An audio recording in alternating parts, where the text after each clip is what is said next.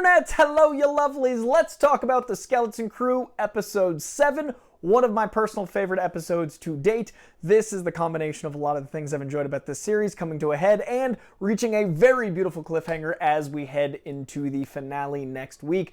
This is how you use a lightsaber threateningly. This is going to be a full spoiler review for Episode 7, but if you're new to this page, hit that notification bell and subscription thingy. All the buttons, press them. We're approaching 50K. When we hit 50K, going to do a 50 comic giveaway. Very excited to get there, and the Star Wars fandom has been very, very welcoming, and I really appreciate folks joining in to hear me talk about Star Wars, also talk about lots and lots of movies. I love movies, I love TV, and I really love comics. So if you're into any of those things, I've been covering genre content in TV and then every major movie release. So any of that pop culture stuff, hit that subscription bell. Also leave a like in this video so the algorithm knows you like this video. And most of all, let's have a conversation in the comments below. Did you like this episode as much as I did? What did you think of the twists and turns? I just want to know. Let's have a conversation down below. Let's talk about the episode, Episode 7.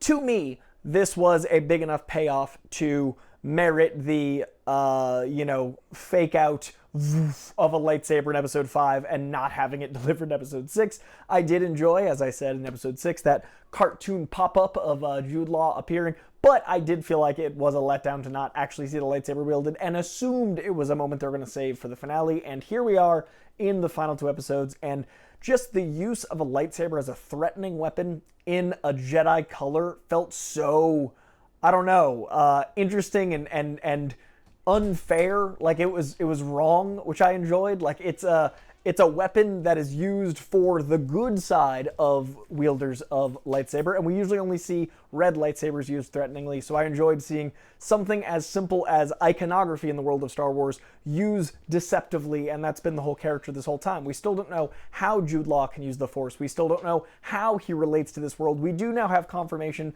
that he is the pirate we assumed he was from the very beginning. I no longer have my tinfoil hat theories of thinking like this is a fairy tale or something Princess Bride or Hook or any sort of thing that is in a larger spectrum a mislead. I do think it is going to be a very linear story of the kid narrative of like, maybe that's not the pirate man from the first episode. Well, now we know it very much is, and I don't mind. I've said from the very beginning, every bit of Star Wars can be all ages, and this one happens to skew younger, but I like that for the most part it hasn't infantilized its audience.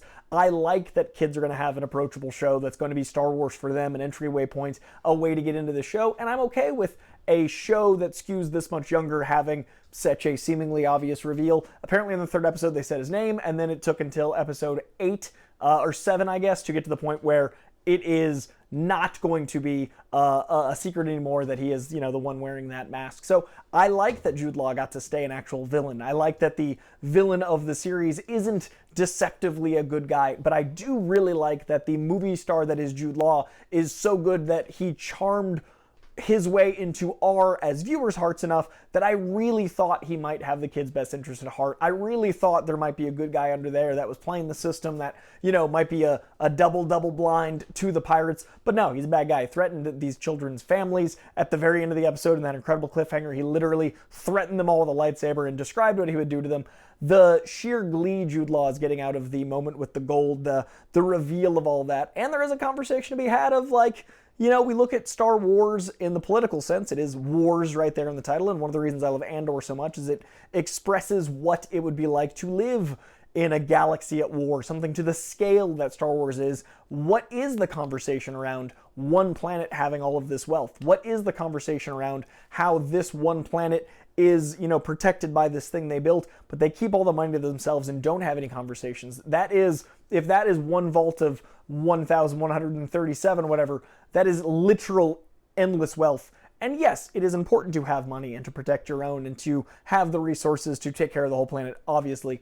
But is there going to be a conversation about them smauging that gold? Is there going to be a conversation about it being a banking planet? Is there going to be a conversation about why they have that riches compared to other planets that have literally nothing, especially now that we've seen so many planets on this journey through 7 episodes that want for everything? And I think that is going to be a conversation we have in episode 8, especially with Jude Law describing how hungry he was and how much he needed throughout this series, and then his sad glee, his broken want, his unbelievable, it's going to take him a moment to even touch it because he can't fathom that kind of wealth, and then the mustache twirling glee of the money falling over him. It was a great sequence, and I'm just wondering if those bigger questions are going to get raised. Earlier in the episode, we also saw lots and lots of stuff in dealing with, obviously, the pirate ship. I really enjoyed taking out that Wolfman character and getting to see him reclaim his rightful throne as the pirate leader, as not, a mutineer. I really like that he was right. Those pirates were on his side. They did want to follow a rightful leader. I really do enjoy there is a bit of a code. I don't know if I like the pirate code of unclaimsies, even with, like I said, a show that skews younger. There is the line in the sand. I'm sure lots and lots of kids are going to enjoy that moment, but just for me as an adult watching this, there's plenty that I dig, but there are moments where I'm like, that's a kid's show. The pirate law of unclaimsies is a bit much for the very loyal to the pirate code up until this point. Android 33 or whatever his name is, Droid 33, betraying a captain. I don't know if the programming's there. I don't know how that would work, but that's another longer conversation about droid code and sentience and all the things therein that Star Wars universe and those rules. So all very tricky to get into in a younger skewing show, but I thought it was interesting that a droid could betray programming that he seemed to have had very adhered to him throughout. And it was actually sad to see Droid 33 get taken out by a lightsaber. Again, the lightsaber as a weapon of malice, as a threatening weapon, very interestingly powerful of an image. Also great to see the conversation around like old ship insulation. I like this show dealing with piracy and ships and the code among ships, and you can only have one ship at a time. Those elements are really cool because that is another element of, sci-fi, like a boat on the ocean in our world versus a boat in the sky versus, a ship that goes through space. What is the code of these things? And this, talking about the tech aspects of it, being insulated and how that's the way an Atten ship would be able to get through this barrier, but that being an antique and all these things. It's really cool how they have all the things be deceptive. I still do maintain that some of the parents aren't, the level of acting I would prefer. And so that was part of why I thought this was going to be like a fable. I still think that rang true in this episode. I still think it would have been nice to have more time with an individual, one of the kids, to have them have a little bit more of an arc, because we are one episode left from the finale.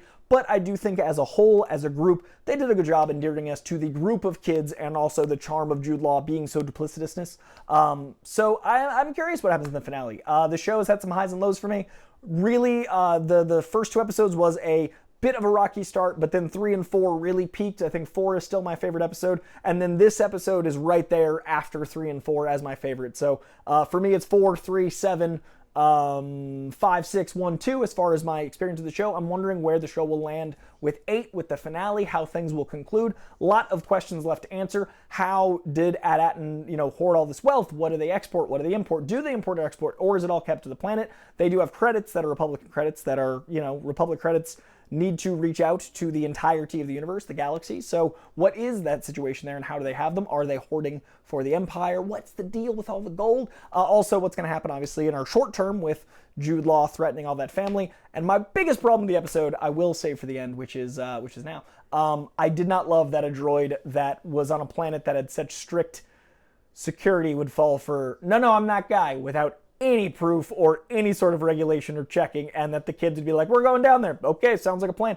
Like the droid, I don't know, the security on this planet's so good. Why would that be such a major, why would someone be able to just come in and no checks whatsoever? When the parents are getting in trouble for getting a message out, there would be some sort of instigation in. I don't know, that did, there's only so many magic beans you can take. So that definitely was one of my like, okay, I know the show is for a younger audience, I will let it go. But until we get those answers, I'm curious what the finale is going to be. That is going to do it for this episode 7. My thoughts on Star Wars: The Skeleton Crew. Please leave a comment below. Let me know if you liked this episode as much as I did. Were you surprised by the linear nature of how just purely evil Jude Law was? Were you expecting him to be a turncoat to the pirates? Did you expect things to go the way they did? Do you like the kids individually more than I do, or do you like them as a group? What do you think is going to happen in the finale? There's only one episode left, dropping next week, and thanks to this episode, we have caught up. We are here reporting in real time. Thank you for your patience in me not getting the last 2 episodes out on time. We're back with them on time.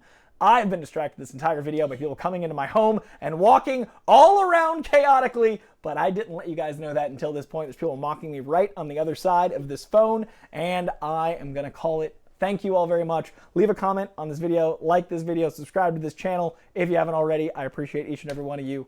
Hi, Jasmine and Anye. Can I flush the toilet now? I'm so glad that's how this video ends. For the children! Yes. Yes, you can. Okay. Bye, everyone. This is what I need a studio. I need to buy a house. Okay? Stop it now, I need a space. No, we should stop it. How long is it? It's 20 minutes. It's not 20 minutes. How long That's is it? insane. How many? 25. You hit your mark 2 minutes ago. Okay, good. Okay, thanks, guys. I'll see you soon. We'll see you for the finale next week. Bye-bye.